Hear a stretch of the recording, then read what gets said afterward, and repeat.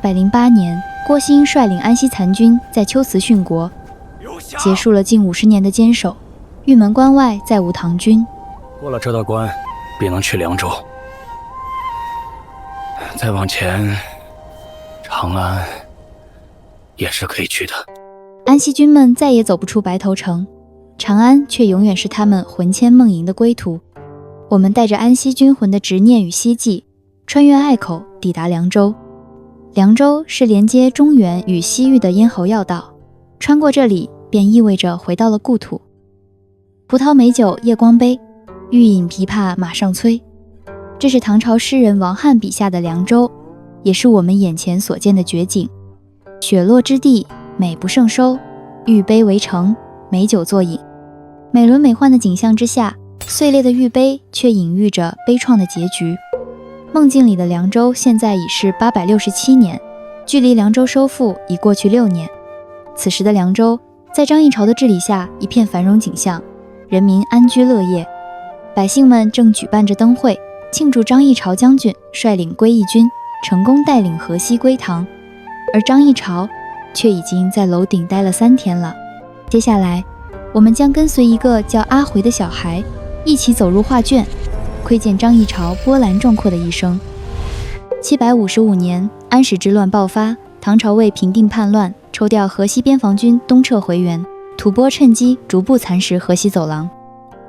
764年，吐蕃攻陷河西重镇凉州，将其作为战略据点，对当地百姓推行苛政，丁壮沦为奴婢，老弱惨遭屠杀，丝绸之路贸易通道随之中断。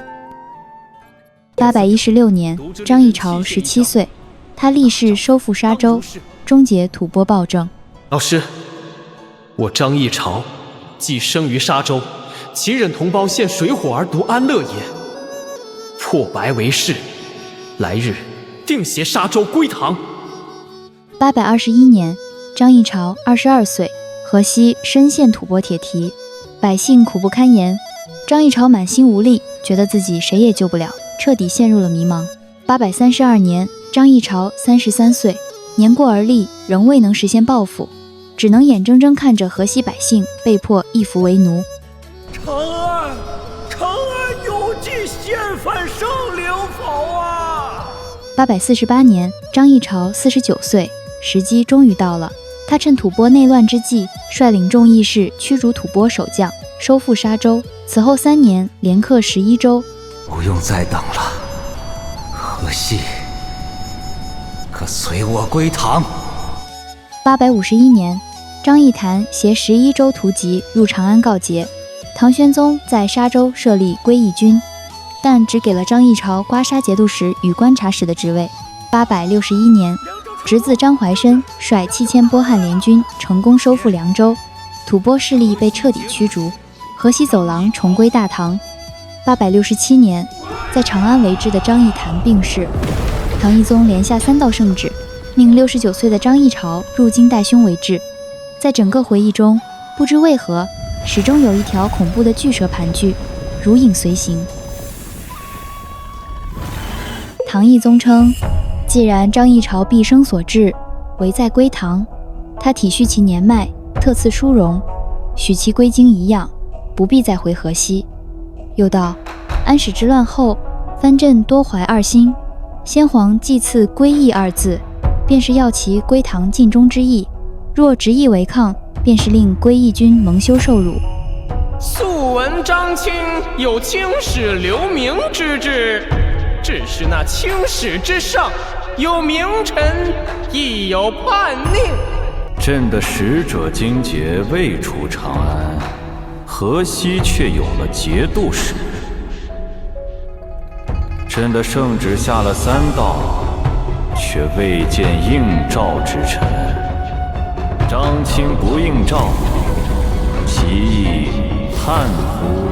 在连番叛乎声中，张议潮积郁已久的怒火与怨气终于爆发，盘踞心头的巨蛇猛然觉醒。我们亦随之出剑，因为一开始就答应过要帮阿回杀蛇。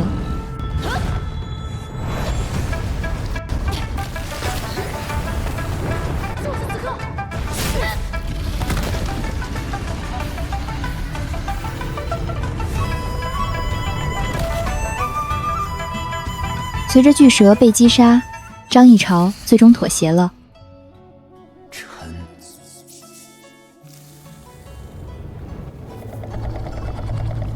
凉州收复之后，百姓自发为他建了佛窟，还为他画了这幅张议潮统军出行图。壁画上写河西节度使张议潮，他十分喜爱。催促的旨意一道比一道更急，长安不愿再等了。兄长已在那里尝试，兄终弟继，该我为之了。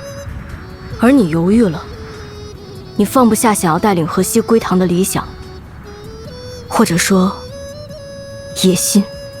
谁又能分辨天下凡俗万万，良将千千，后人观之，不过戈壁上的沙砾。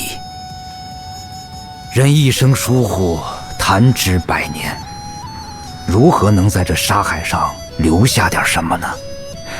哪怕最终还是被时间吹走，我也想要留下点什么。而我唯一想做的，就是带领河西归唐。此生，我只做这一件事。你也快做到了，就差最后一步，却要你拱手退出，欺是在基业相让他人。所以那条蛇出现了。是啊，他是我的私心。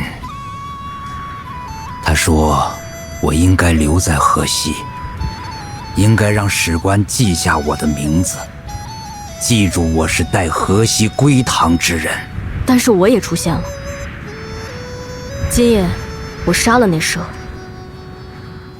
我也是另一个你。因为我终于明白，我要的东西已经得到了。我要的不是史官笔下枯槁的名字，我要的是那幅画。那是沙海被吹走后，依然会留在这片土地上的东西。蛇心是张议潮的私心，雌心亦是张议潮的私心。我与破白皆献于你。如果这是唯一的解法，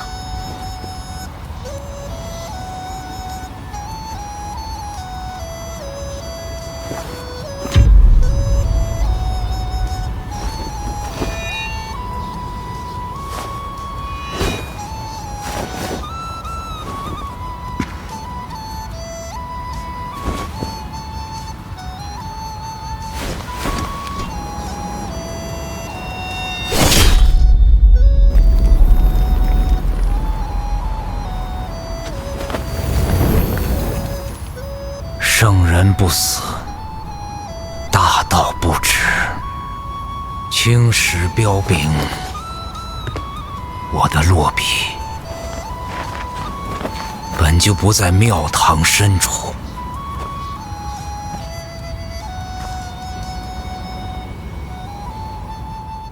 凉州玉碑中盛满的是张议潮的归唐之志，可唐廷眼中猜忌早已化作杯中蛇影，碑碎蛇亡，执念与理想也被一同粉碎。872年，张议潮卒于长安，74载春秋，终化作一盏空碑。